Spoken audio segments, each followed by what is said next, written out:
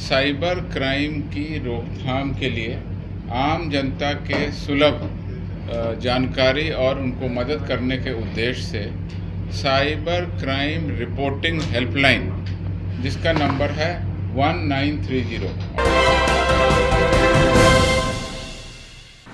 नमस्कार, आप देख रहे हैं सिटी पोस्ट लाइव और मैं हूं आपके साथ पूजा शर्मा। पटना मुख्यालय के एडीजी जितेंद्र सिंह गंगवार ने प्रेस वार्ता कर बिहार शरीफ से जुड़ा हिंसा मामले में बताया है कि कितने लोगों की गिरफ्तारी हुई और कितने लोगों ने सरेंडर किया है। इसी के साथ साथ आपको बता दें कि 5 लोगों की गिरफ्तारी हुई है इस मामले में और 2 लोगों ने सरेंडर किया है। इसी के साथ साथ एडीजी बताते हुए दिखे हैं कि इसमें कोई भी पीएफआई का एंगल नहीं है, जांच की जा रही है और जो कुछ भी हो रहा है वो सारी अपडेट हम आप लोगों को पहुंचा रहे हैं। आगे और क्या कुछ कहते हुए नजर आ रहे हैं एडीजी जितेंद्र सिंह गंगवार, पहले आपको वो सुने। बिहार पुलिस की प्रेस ब्रीफिंग में आप सभी का स्वागत है। आज आपको ये बताएंगे कि किस तरह से आर्थिक अपराध इकाई द्वारा साइबर क्राइम की रोकथाम के लिए आम जनता के सुलभ जानकारी और उनको मदद करने के उद्देश्य से साइबर क्राइम रिपोर्टिंग हेल्पलाइन, जिसका नंबर है 1930, और आपके माध्यम से मैं चाहूँगा कि आम जनता तक ये पहुँचे। एक सिंपल नंबर है 1930, इसको आप डायल कर सकते हैं और इस साइबर क्राइम से संबंधित हेल्पलाइन है। इसमें हम लोगों ने एक बहुत बड़ा कॉल सेंटर डेवलप किया है अभी हाल में, और इस कॉल सेंटर के माध्यम से अब लगातार आम जनता के सुलभता के लिए, उनके तत्काल एक्शन के लिए ईओयू कार्यरत है और ये हेल्पलाइन कार्यरत है 1930। इसमें प्रतिदिन करीब 870 कॉल आ रही हैं, 870 कॉल आ रही हैं इस कॉल सेंटर पर, जिसका जवाब दिया जाता है। और इसके अलावा जैसा आपको पता है, एनसीआरबी का national cyber crime reporting portal है www.cybercrime.gov.in। ये एक पोर्टल बना है। उस पोर्टल पर भी कोई भी व्यक्ति अपनी कंप्लेन दर्ज कर सकता है। ये कंप्लेन में 2 तरीके हैं। आप चाहें तो एनोनिमस कंप्लेन भी दर्ज कर सकते हैं कि मेरे साथ में शिकायत हुई, लेकिन आप अपना फ़ोन नंबर वगैरह नहीं देंगे तो आपको ये पता नहीं चलेगा कि उस कंप्लेन पर क्या हुआ। लेकिन अगर आप अपना नंबर देते हैं और बताते हैं कि हाँ मुझे क्या इस पर कार्रवाई हुई सूचना मिले, तो समय समय पर जो भी कार्रवाई होती है आपको सूचना भी आपके नंबर पर दी जाती है। इसमें एक डिटेल फॉर्म वगैरह भरा जाता है और ऑनलाइन ही आप एप्लीकेशन दे सकते हैं। इस पर मार्च में 3870 कंप्लेन आई, जिसको कि जिलों को भेजा जाता है, थानों को भेजा जाता है, और जो बिहार राज्य से संबंधित हैं तो उस पर आर्थिक अपराध इकाई उसको मॉनिटर करती है, काम करती है। कुल इन मामलों में अभी तक 176 एफआईआर दर्ज हुई हैं जिलों में, और आर्थिक अपराध 176 एफआईआर साइबर क्राइम से रिलेटेड मामलों में, जो हमारे पास हेल्पलाइन में आए नंबर उसको, या जो हमारे पास में साइबर क्राइम पोर्टल पर कंप्लेन आई उसको। और इस पोर्टल का फ़ायदा ये है कि जैसे ही आप कंप्लेन दर्ज कराते हैं तो वो पोर्टल से सभी संबंधित वित्तीय संगठनों को उसकी सूचना चली जाती है, और इस पोर्टल के माध्यम से तत्काल सूचना मिलने पर, तत्काल कार्रवाई करने पर इस महीने मार्च में जो है 2,12,11,308, लगभग 2 करोड़ से अधिक राशि भी पब्लिक की फ्रीज कर दी गई। जैसे ही कॉल करते हैं, आप बताते हैं कि मेरा पैसा या मेरे इस अकाउंट से या इस तरीके से ये पैसा निकल गया है, ये मुझे नंबर आया है, तो उसकी एक प्रोसेस है। उसमें तत्काल हम लोग कोशिश करते हैं कि ब्लॉक हो जाए, जहाँ तक पैसा गया वहाँ ब्लॉक हो जाए। इसके लिए आरबीआई और जो हमारे एनपीसीआई है, national payment corporation of India Bombay में, उनके पदाधिकारी आए थे कुछ वर्ष पहले, और जब मैं आर्थिक अपराध इकाई में था तो मुझसे बात की हुई थी। तो कुल मिला के एक सीमलेस सिस्टम बना है। इसमें जो खास बातें हैं उनमें कुछ खास मामले हैं, मैं उनका नाम छोड़ के बाकी सारा डिटेल आपको बताऊंगा, जिससे आपको पता चलेगा किस तरह से बिहार में ये कॉल आती है और किस तरह से साइबर कॉल सेंटर 1930 उनकी मदद करता है। शेखपुरा के मिस्टर ए कुमार को साइबर अपराधियों द्वारा यूट्यूब लाइक करने का काम करने और टास्क पूरा करने पर पैसा मिलने का झांसा दिया गया, ठगी की गई और 32 लाख रुपए उनके निकाल लिए गए। उस 32 लाख रुपए की सूचना जब 1930 कॉल सेंटर को दी गई तो उसमें से 15,27,102 रुपये संदिग्ध के खातों में थे, जो वो नहीं निकाल पाए, उसको हम लोगों ने फ्रीज किया। तो यहाँ पर आप समझ सकते हैं कि तत्काल सूचना देने पर, तत्काल कार्रवाई करने पर अधिकतम राशि को हम लोग होल्ड कर सकते हैं। वैसे इलेक्ट्रॉनिक ट्रांसफ़र के ज़माने में मनी का ट्रांसफ़र भी बहुत फास्ट होता है, तो जितनी जल्दी आप इसमें कंप्लेन करेंगे उतनी जल्दी पैसा के होल्ड कर लेंगे, उसके रिकवरी के चांस बढ़ जाते हैं। गोपालगंज के मिस्टर एम को साइबर अपराधियों द्वारा फेसबुक पर विज्ञापन चलाकर कम कीमत पर आशीर्वाद आटा बेचने का लालच दिया गया। साथ ही पीड़ित के मोबाइल पर लिंक भेजकर एटीएम कार्ड की जानकारी और पिन कोड डलवाया गया। खाते से 9,59,999 रुपये की ठगी कर ली गई। इसकी सूचना तत्काल हेल्पलाइन को मिली। उसमें से 4,60,000 रुपये संदिग्ध की पहचान कर और संदिग्ध खाते की पहचान कर वहाँ पर हम लोगों ने उसको फ्रीज करा दिया। तीसरा, पटना के मिस्टर ए सिन्हा को साइबर अपराधियों द्वारा ऑनलाइन घर पर बैठे काम करने और भारी मुनाफा का झांसा देकर 6,15,000 रुपये की ठगी कर ली गई। इसकी सूचना पर भी तत्काल कार्रवाई की गई और उसमें से 4,92,900 रुपये को होल्ड करा।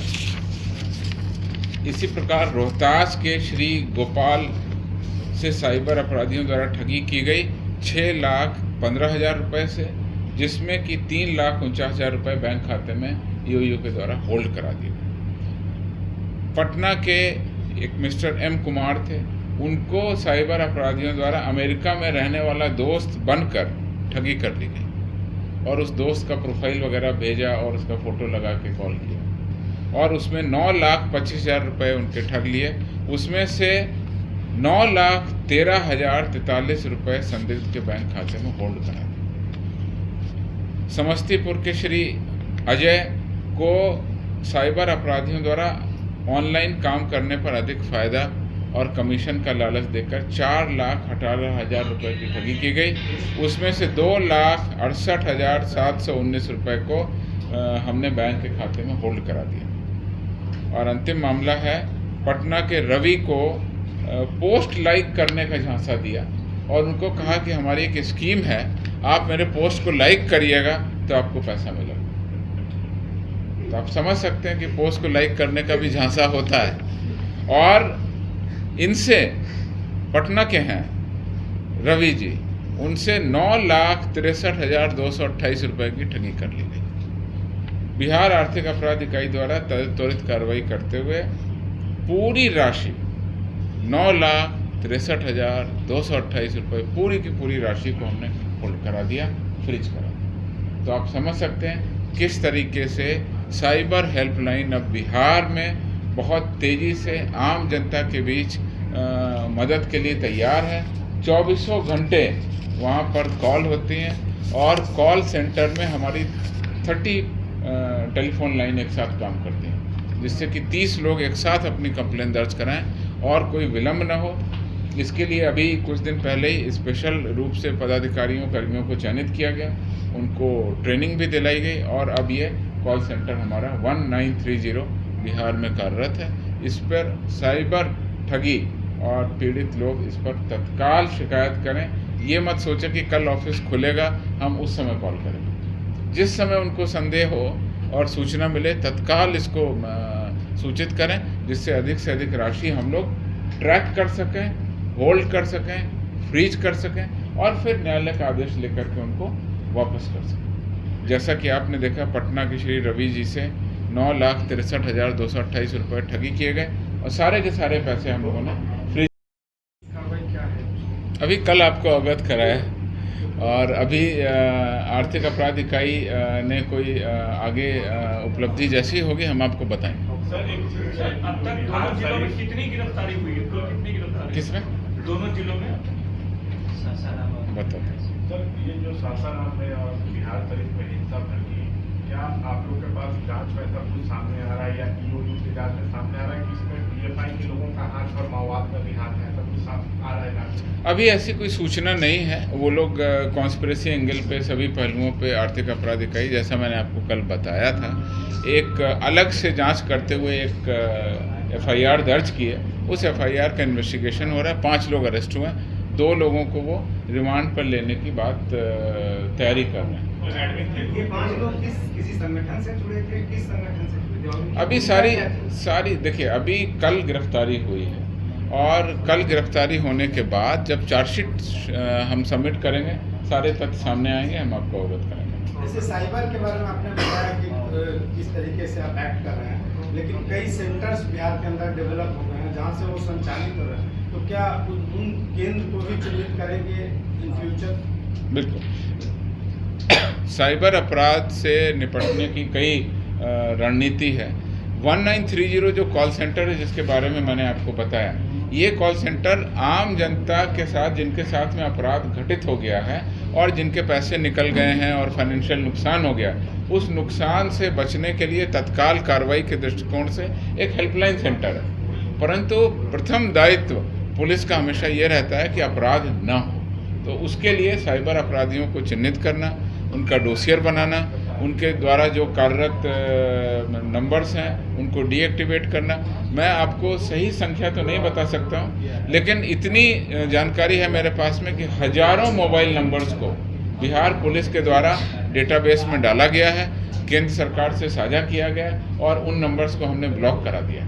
जैसे ही हम लोगों को पता चलता है इस नंबर से रंगदारी मांगी जा रही है, उस नंबर्स को ब्लॉक करने की कार्रवाई भी हम लोग लगातार करते हैं। और बिहार पुलिस इस मामले में देश के अन्य राज्यों के साथ लगातार सूचनाओं का आदान प्रदान करती है। कई अपराधी ऐसे हैं जो अंतर जिला अपराधी हैं और साइबर में मुख्य रूप से अंतर्राज्यीय अपराध कर्मी ज़्यादा हैं। बिहार में अगर कोई अपराधी है तो बिहार के बजाय वो दूसरे राज्यों में ठगी करता है।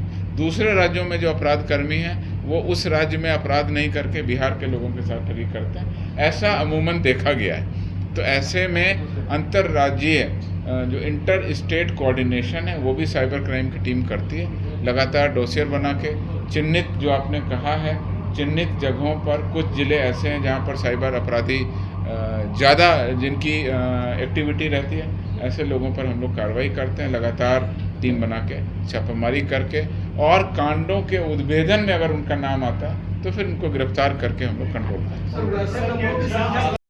सुना आपने साफ तौर पे कहते हुए दिखे हैं कि रामनवमी हिंसे मामले में बिहार शरीफ में 5 लोगों की गिरफ्तारी हुई है। वही बम ब्लास्ट किसने की है इसकी जांच की जा रही है। जांच करने के बाद इन सारी बातों को वो समक्ष रखेंगे हम लोगों के। और इसी के साथ साथ वो यह भी कहते हुए दिखे हैं कि जो लोग दोषी है उसको सजा मिलेगी।